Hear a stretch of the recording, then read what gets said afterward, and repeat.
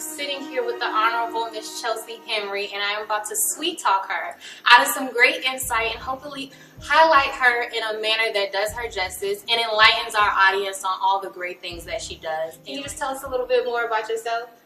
Sure. Well, Chelsi Henry. I recently moved here to Tallahassee from Jacksonville, Florida. I've been there all of my life. A few months ago, I graduated from law school. Congratulations. I know that is a struggle, college these days. 3 years. It was a long road, but I made it through. So I graduated from Florida Coastal in May.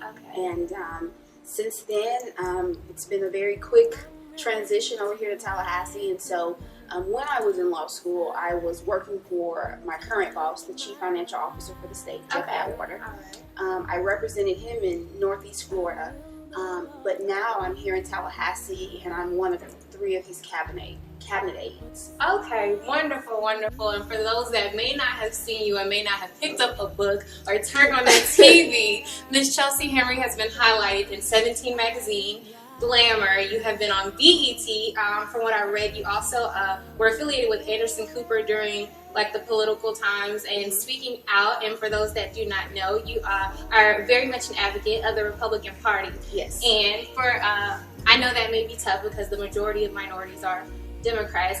Tell me about some of the misconceptions that people may have about you being an African American woman that turns out to be a very big advocate of the Republican Party. Absolutely. So I am a conservative Republican, and I am a conservative Republican because the values and principles of the Republican Party align with my own personal values. Okay. And so I mean there are many misconceptions about Republicans and what they believe, what they stand for.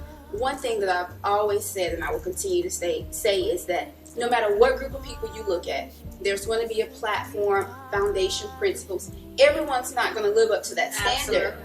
But that doesn't change the fact that you may affiliate yourself with that Absolutely. group. And so I am a Republican because of, again, the values. Lower taxes, upholding the Constitution, free speech, national defense, pro-life. Those are things that matter to me, things that are important to me. And the platform of the Republican Party is that it stands for that. Not only that, but the historical value. I mean, you and I vote. You and I stand as free individuals, as one individual. Definitely. Because of some of the progresses and successes and accomplishments of the Republican Party for African American and women. So for me, it is, as Frederick Douglass said, it is the party of freedom and progress. And I stand behind it, and I can do it proudly because I believe in the values. Absolutely. I can do nothing but respect you for kind of upholding your beliefs, despite what the majority may go towards. And as you just said, you work for Mr. Jeff Atwater, and you're on the right alignment. What is your ultimate goals as far as politics and things of that nature? For me, it has always been to serve and to be an advocate. And so when people say, what's the ultimate goal?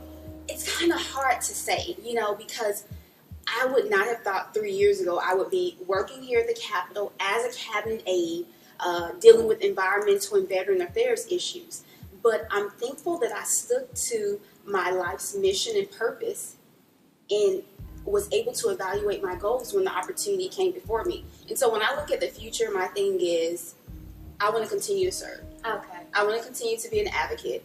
And I want to continue to stay true to myself. So if there's opportunities where my goals and my passions can align, sure. Is there a chance that one day in the future I may run for office again? Absolutely. I'm not going to count that out. As young adults that we're kind of very hesitant about following our dreams. Nobody wants to turn, those thoughts into fruition. Nobody wants to go out and kind of pursue what we were ultimately put here for. What was your defining moment that lets you know this is what I want to do for the rest of my life, and this is what I'm going to do to make sure this is accomplished?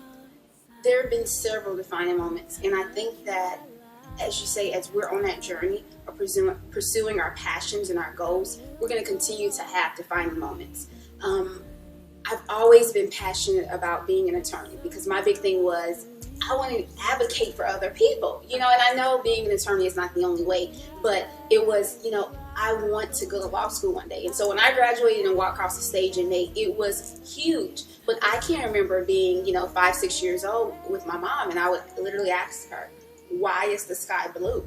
Mm. So I've always just been very inquisitive, very analytical, wanting to understand. If I knew somebody had an issue, I was like, it's my job to help them solve it. And so, that was in me when I was 5 or 6, and it's still here, and I still want to do what I can to help people. When I see an issue, it's like, okay, I've learned as I've matured that you listen to the whole story, you do your research to find out some history, and then you see, what are the next best steps to help whatever the issue is, to solve it, to bring resolution, so that somebody, that's one less thing they have to worry about. Definitely. I think that as a people, we should definitely cultivate that action of kids asking questions. I find that kind of now when kids ask why, like we're kind of like, go away. But I think that is a great habit to have. That is definitely something that we should kind of advocate in children, that you should always be inquisitive.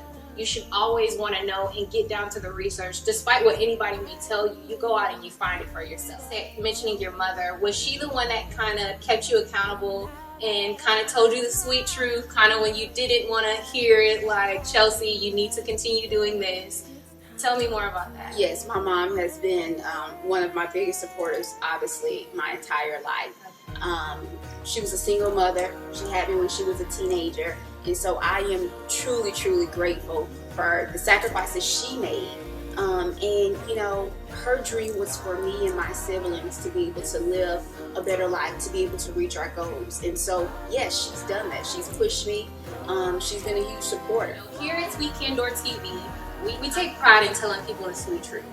And, Sweet Candor stands for sweet truth. And sometimes we tell the not so sweet truth when it's kind of something that people don't want to hear, but they kind of need to hear. So what's something that you would say that you would want to speak on, whether it be sweet or not so sweet? When I think about sweet candor, just honestly, I think about what I believe God has called me to do.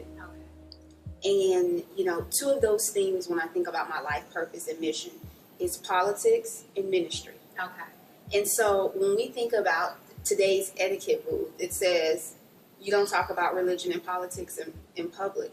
And so when I look, because I'm a big person of reading these etiquette books, when you go in, you always want to be your best, and but when I think about it, I say, you know what, Lord, you have called me to do two things that they say not to talk about in public. Mm-hmm. And here I am talking about politics, why I believe what I believe, and why I believe Jesus Christ is Lord and Savior, King of Kings. And so for me, it's what I believe I'm called to do. It's to step out and talk about those things that people don't want to talk about. When people are encountered with different views, they automatically, they're closed ears, closed minds. And I hope that when it's delivered from somebody as humble as you, or somebody else, that they take it on. And they take it in, and they kind of, even if they choose kind of not to live by it, it's something that stays in the back of their mind, because all it takes is a mustard seed, That's right. to kind of implant it, and they're going to remember it forever. It's going to be, Chelsi Henry was one who was a firm believer, and she spreaded the gospel despite however anybody may have felt. I really do appreciate your words. They're kind of like, they're one of those things, because I can honestly say as a person myself, I'm kind of sometimes a little hesitant. I tiptoe around, because you never want to offend anybody. Right. And you want to be professional. Exactly. There's boundaries. Exactly. Absolutely. You want to make sure you kind of present it in a way that is, I'm missing the word, I guess, kind of effective and efficient, because you can't deliver the same message to everybody. That's right. Everybody. So, it definitely takes a little bit of work, and I appreciate you for saying that. Now, one thing that has gotten me to this place where, I'm not afraid to share what I believe in, is what my mother taught me, and it was, if you don't stand for something, you'll fall for anything. Okay. And so, that's just something that stays with me, because there are times where sharing my message, sharing my life's purpose, it's a challenge, and it can be very tough, and sometimes if I let certain circumstances get the best of me, it can even be discouraging, and so that's something I live by. The joy of the Lord is my strength. And I think back of how it talks about we have to think ourselves happy, and then I think about how joy is a decision. Absolutely. Chelsea. And we are not kindred spirits, Lord. I don't think people really understand that it is all like a part of the mind. Like, you know, when people say that I woke up on the wrong side of the bed, it's just like, no, you didn't. You thought your way into that predicament. And if you can tell, when people tend to say that, everything goes wrong, like, beyond that. So it's like, you know, if there's any message, there's so many jewels to take from this conversation. It really, really is. And I hope people kind of adhere to it and they heed to this message that you're giving. And I am just so thankful that I was the one that was able to sit across from you and taking these words like personally. Thank you so, so much. I'm Chauntee with Sweet Candor TV, sitting here with the Honorable Miss Chelsi Henry, and she has dropped some gems for you, and I hope that you take it all in. Thank you for tuning in.